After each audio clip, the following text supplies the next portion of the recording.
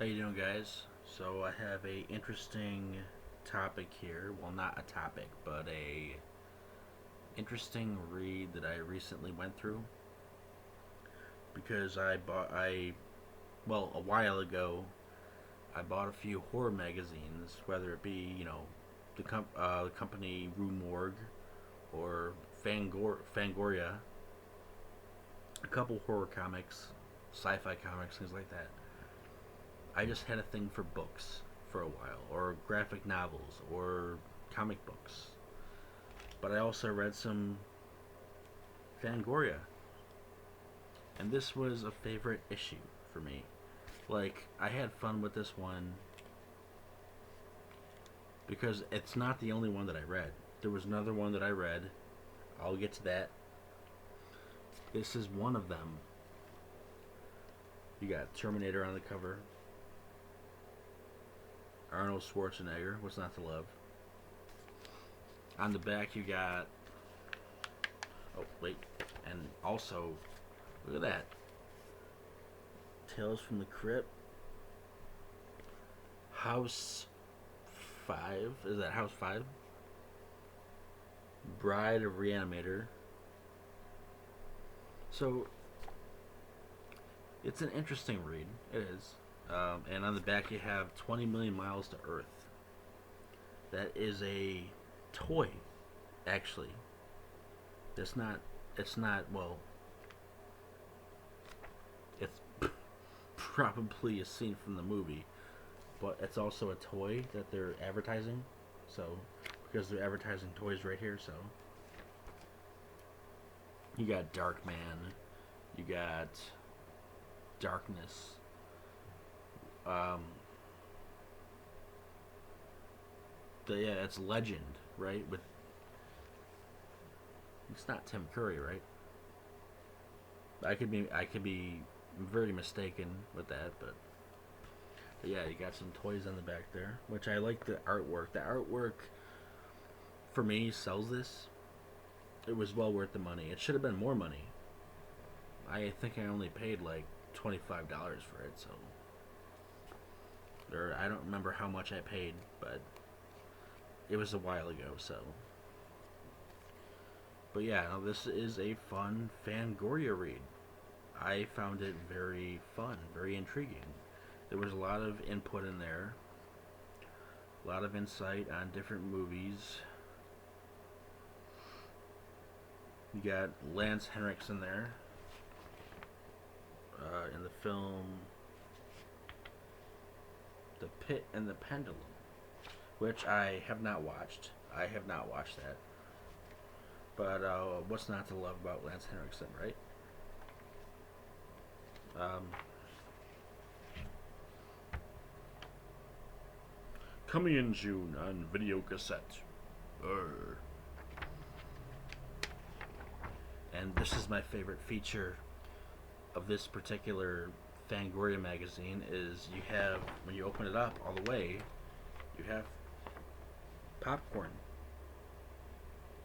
A very fun 90s horror slasher that takes place in a movie theater, which many people don't know about, but it's not really everybody's thing.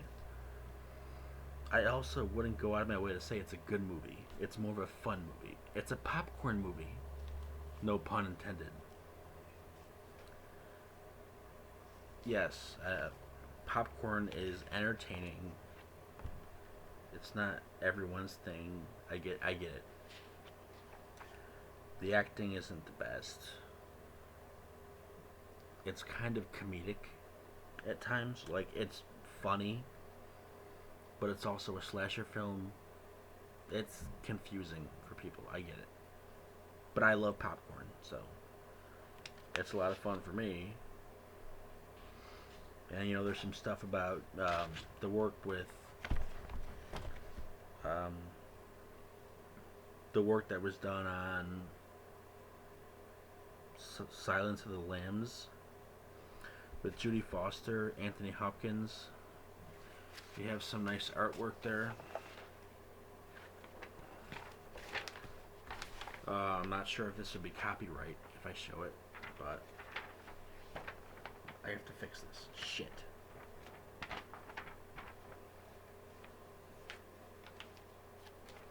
What I found the most interesting was um, on set of the film, which I read about, um, Attack of the Crab Monsters.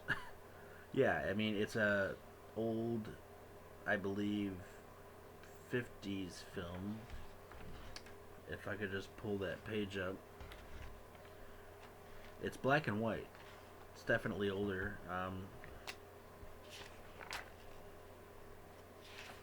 Yeah, Attack of the Crab Monsters, a fun read.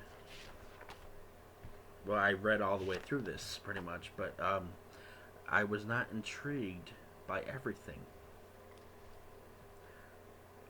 Um, this was definitely one of the funner reads.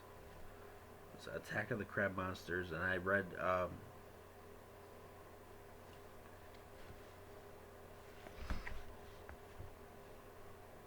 yeah, Attack of the Crab Monsters. It was done by who's that guy?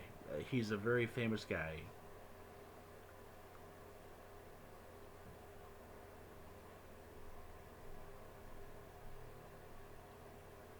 Well, I read some interesting things like, well, it wasn't really interesting for that time, but it was just kind of fun to read. It was charming. You know, Fangoria magazines, I feel like you get more knowledge out of them than watching a documentary almost. Like, you're reading up on things, you're doing research.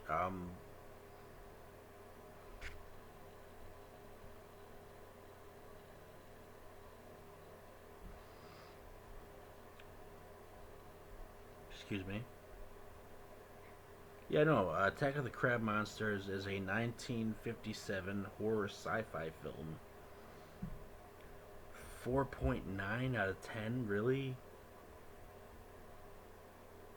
I mean, I guess it's bad up to today's standards. But for then it was okay, I feel like. A 71% on Rotten Tomatoes. It's not terrible. It's not bad.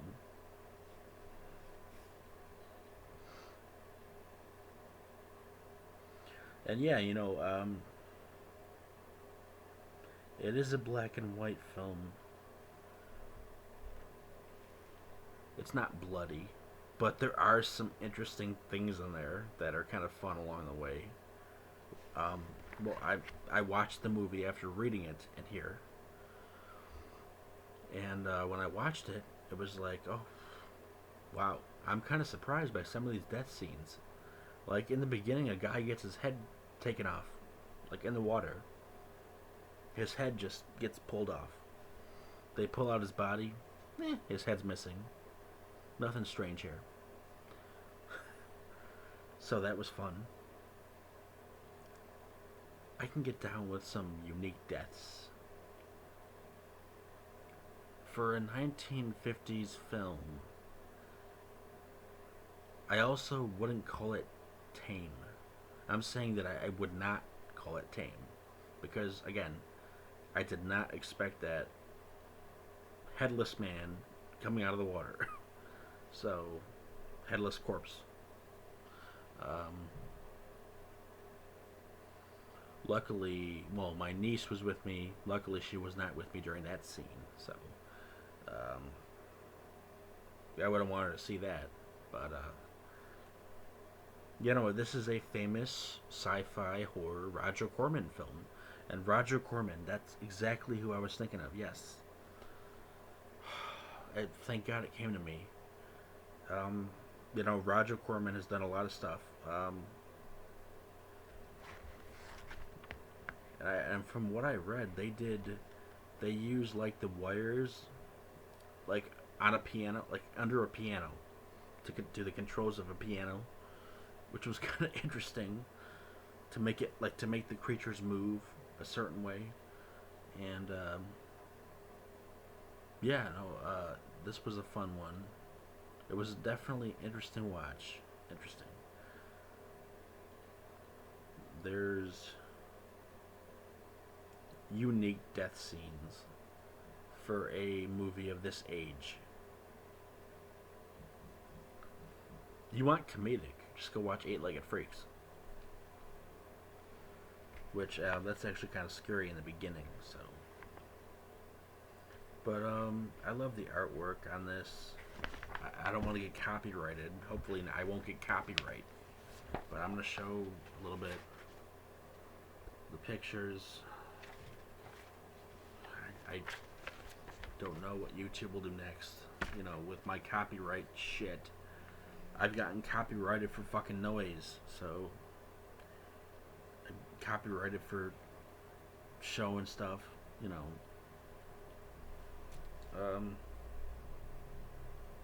Full Nelson.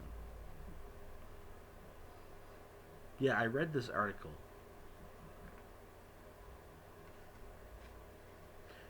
It was a while ago. I read this article maybe about 5 months back. But I found it interesting learning about the special effects and the actors. I'm gonna have to give it a reread, but I did like Attack of the Crabs, Attack of the Giant Crabs, Attack of the Giant Crab Monsters. Um, as you can see there, this is how they look.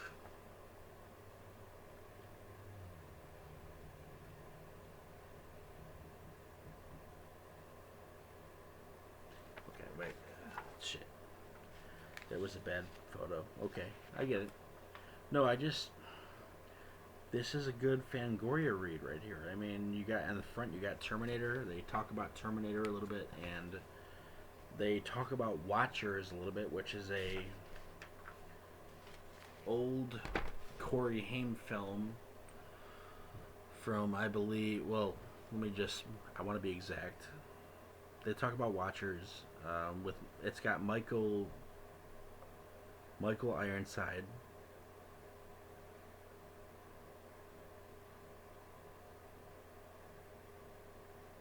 Yeah, it's 1988. They talk about, yeah, that's a 1988 film. You know, director John Hess. He's done a lot of things, John Hess. Adapted from the Watchers book from Dean Koontz. Um,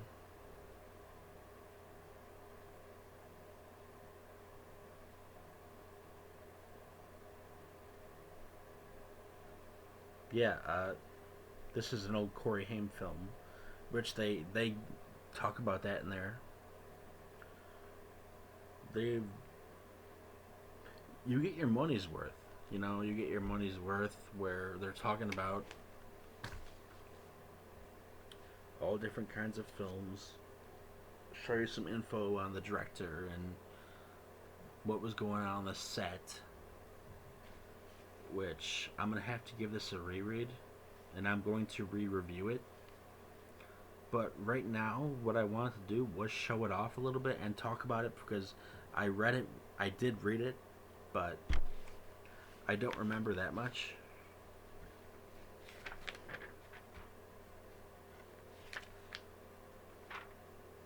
Oh yeah, they talked a little bit about Alligator from 1980, which is a classic creature feature about an alligator. It's a baby alligator gets flushed down the fucking toilet, and it grows really big. Crashes a wedding.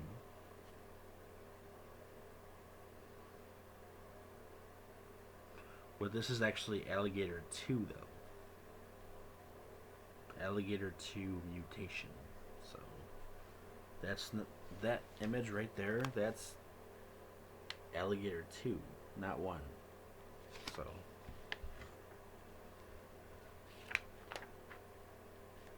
I think that I like the second one a little bit more. I know that people love the first one. I get it, but for me, I love the carnival sequence when the alligators crawl on to the carnival and people are running and screaming. It just gives you that King Kong vibe or that sort of old classic horror movie vibe in black and white. That's what it reminds you of. Oh, there's the pizza face, Kane Hodder, and it was House, right? Was it House? When his face is in a pizza, and I believe it was a House film. It was one of the sequels, wasn't it? It's fun to look through this again. It's fun to look through it again, though. Got some more Tales from the Crypt.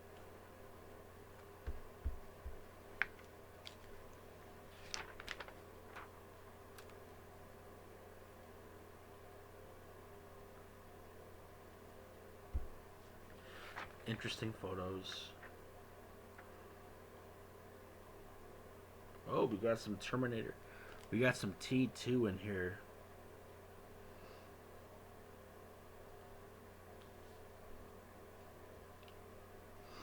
Here's Arnold, Edward Furlong, and yeah, no, it's the guy from the faculty, Robert Patrick, who plays a great cyborg. Definitely intimidating. You know, it was a fun read. This Fangoria piece. I'm gonna get more into it a little bit. Right now, I wanted to just discover a new. I wanted to talk about a different topic. I know it's normally movies and things like that, and I call myself the movie dude, but I'm really into more things than just that. Like, I like reading, I like writing. You know, I did my fair share of reviews on camping equipment, things like that.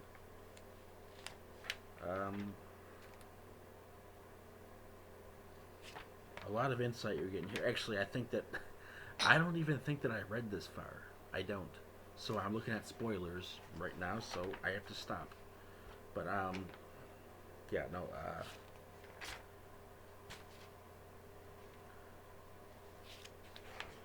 It was fun to read about Roger Corman a little bit and how he did the film Attack of the Giant Crab Monsters.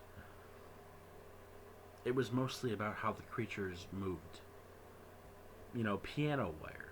It was piano wire that to make them move. I don't. Again, I'm gonna go in depth on it. So there was another one. Oh yeah, one. It's actually on the back here. One that I loved. I actually still love, and that is 20 million miles to Earth. That's a figure, though. That's. I believe there is a section on here with this creature talking about the film a little bit, because I did read this. I just wanted to review it and talk about how much I love it, because it is a good Fangoria piece. I like this Fangoria piece. I really, really do. I highly recommend it. The older stuff's better. It's always better. Always.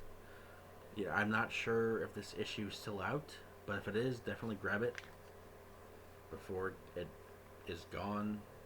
I was lucky enough to get it, so if it's not there, I'm sorry. I'm just talking about it. Man, I love Fangoria. How they go into detail about what goes on set, you know, when they're doing the shit, and different toys. You never know what you're gonna get. There's all different kinds of little treats in there. So this was definitely a treat for me. So I do love Fangoria. This is issue 104, July. What's the year? Would that be 2007 maybe? Let me just give me a minute here, just please.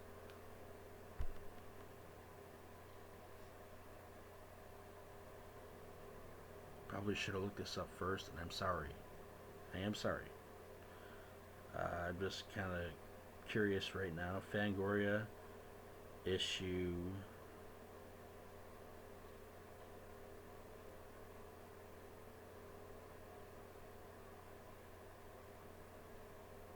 No, it's not. I don't think it's 2007. It should say it right on here. Come on.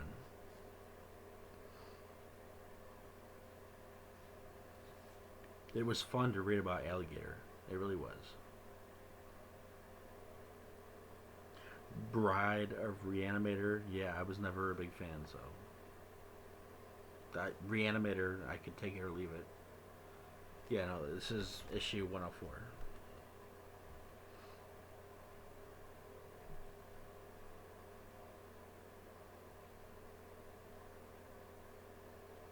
Yeah, 104.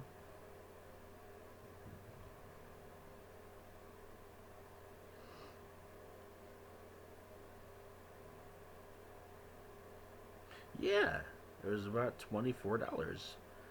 I was not far off. Of course, it's 11.69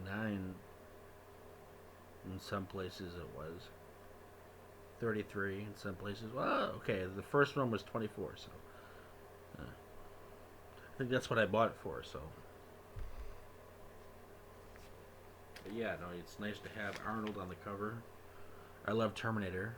I also love Arnold. You know, Commando, Predator, Running Man. What's not to love? I'm about to watch my favorite, Jingle All the Way. So, do pick up this copy. This is a great copy right here. It's a fun time. I had a fun time reading it. I'm reviewing it right now because I read it I read it a while back, not a long time ago, but a while back, maybe about 2 months. But I had fun reading it. Sorry, more than 2 months. Definitely way more than 2 months. I had fun with it though. It's nice to see 20 million miles to Earth on the back, which is a film where I didn't talk about that. I did not. That's a older one where there's this spaceship. It's in black and white, and it crashes into a water. It crashes into water, and these people are there, and they're on a boat, and then they go in to discover the spaceship crashes in the water. They go in to find a space capsule, and it's like a kind of like a straight capsule, I believe. And there's something in it. There's a creature in it. There's a little baby creature, an alien creature, and they take it and adopt it. Um, they put it in a cage. They feed it. It gets bigger and bigger over time. It kind of reminds you of. I'm not gonna lie. What it reminds me of is the way he looks. That off Small Soldiers, that toy film from the 90s, kind of reminds you of a Gorgonite. That's what he kind of looks like. So you can see right here, he kind of reminds you of the Gorgonite.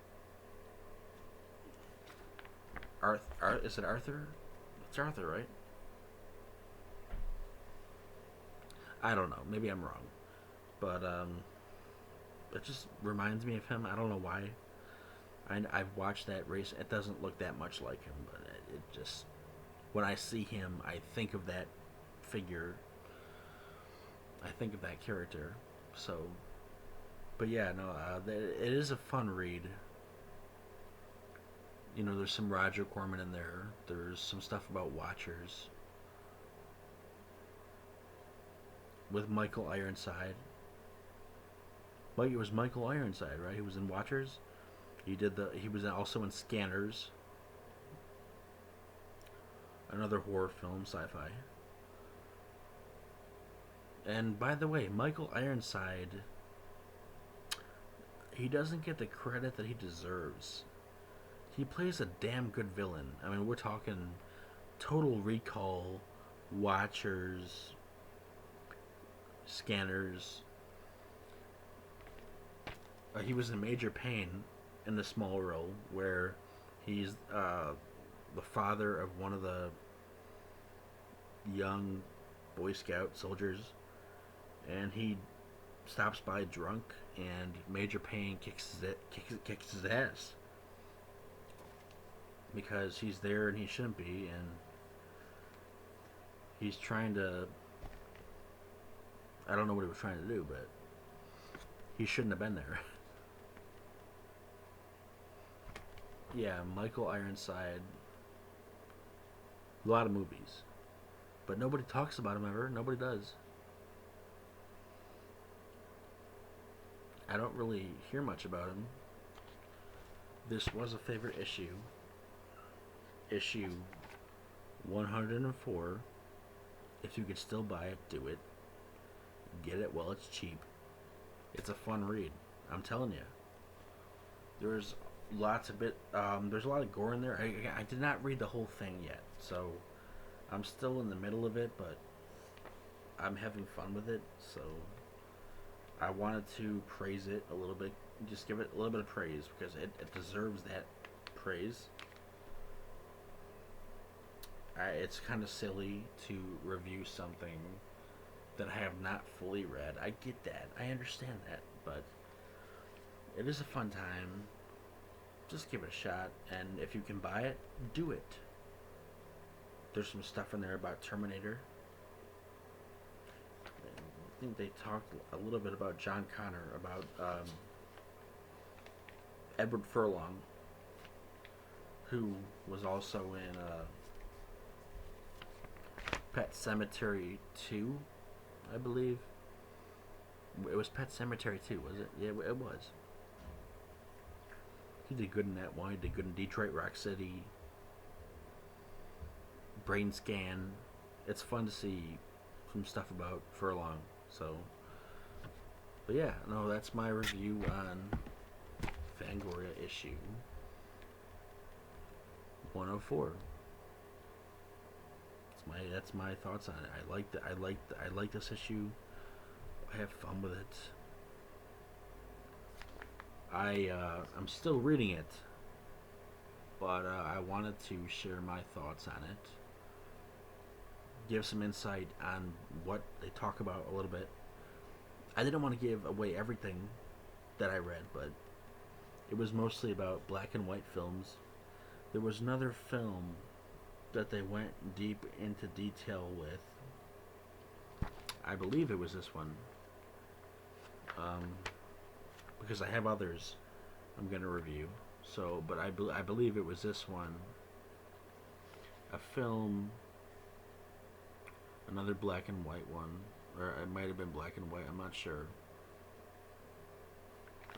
Either way, it was nice to see Watchers in there too, because you don't really hear much about Watchers. You don't hear about Watchers. No one talks about it.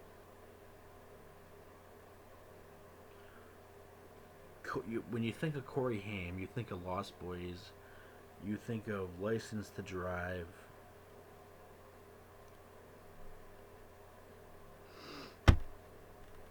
Yeah, no, they covered a lot of movies, and I forgot to mention a few, but, well, I'll just say, like, there was a film from 1957 called Not of This Earth, which is a film about another alien coming to Earth, a fun one. It is black and white. Sorry, I'm just scanning these pictures. Like, it's just so captivating. I can't help it. I just love it.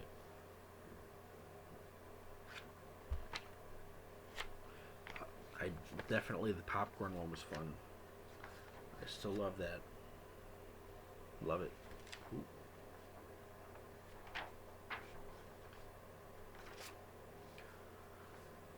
From what I heard, I think they talk a little bit about Mind Ripper. Mind Ripper is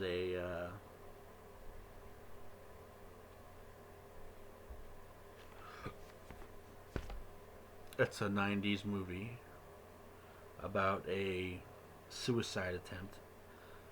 A guy jumps off a mountain in the middle of the desert, and I think I think it might be the desert. And this was actually Hills Have Eyes 3 overseas. And for some reason, they never went with that. They did not keep that title. I don't know why, but it was supposed to be Hills Have Eyes 3. It was overseas, but it's not here. I don't know why. But he jumps off a mountain. He dies. He commits suicide. Well, I don't know if maybe he just fell, but so they bring in this corpse and they try to bring it back to life, and they inject all these serums and different sorts of injections to his body, and he sort of mutates and becomes like a after that it becomes sort of a slasher film where he's killing them off one by one in the compound. Mind Ripper's a lot of fun, and he's crawling through vents. He's crawling through vents all creepy, and he's pulling people up through vents. He's taking their eyes out. He's opening their heads. Mind Ripper scared the shit out of me when I was younger. I have a past experience with Mind Ripper. It used to freak me out. It was a lot of fun. I watched it in my grandmother's living room. It was one of the ones I watched. It was one of those ones that just stuck with me, and it was very weird. You know, we see this character, Thor, slowly mutate and become what they want to make, a super soldier. To go and fight wars for them, because they care about themselves. In the end, the government cares about themselves. Scientists care about themselves. They do anything they can for money. If it benefits them, they do it. Never mind, mother. Never mind fucking with nature. Never mind. But it's basically food for thought. It's food for thought on don't mess with nature. Never mind, screw nature. No. And the guy says it in the movie too. When they're trying to resuscitate him, he's like, no, screw nature. And he's like pounding on his fucking chest and shit. And eventually he wakes up and he kills them all. Watch Mind Ripper. I'm telling you, it's a great. This was Wes Craven's son, Jonathan Craven, who co-wrote the film. It's Wes Craven Presents, but it's not a Wes Craven movie, if that makes any sense. But yeah, I'm sorry I'm getting off topic here. This was a fun little Fangoria read. To talk a little bit about it, talk a little bit about what I read. It was fun to see some stuff about Terminator in there, and Watchers, and 20 million miles to Earth. Thank you for watching if you did. And maybe let me know what your favorite issue is down below,